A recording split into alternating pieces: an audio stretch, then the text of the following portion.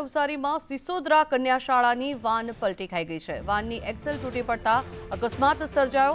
School van પલટી જતા એક વિદ્યાર્થીની ગંભીર રીતે ઇજાગ્રસ્ત થઈ છે। જોકે ઇજાગ્રસ્ત વિદ્યાર્થીનીને તાત્કાલિક હોસ્પિટલ ખાતે ખસેડવામાં આવી। વાનમાં 10 જેટલા અન્ય વિદ્યાર્થીઓ પણ હાલ સારવાર હેઠળ હતા। વધુ માહિતી મેળવીએ સંવાદદાતા રાજન રાજપૂત આપણી સાથે જોડાયા છે। રાજન, જણાવશો, અકસ્માત સર્જાયો છે, વાનમાં બાળકો હતા, કેટલા બાળકો ઇજાગ્રસ્ત છે?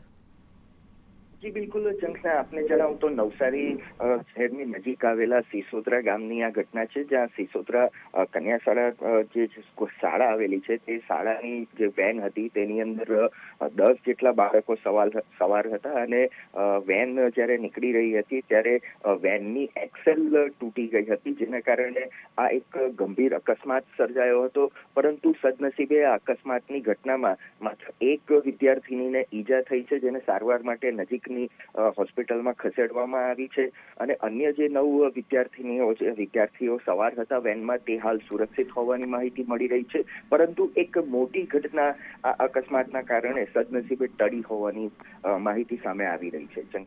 જી, આભાર સમગ્ર માહિતી બદલ।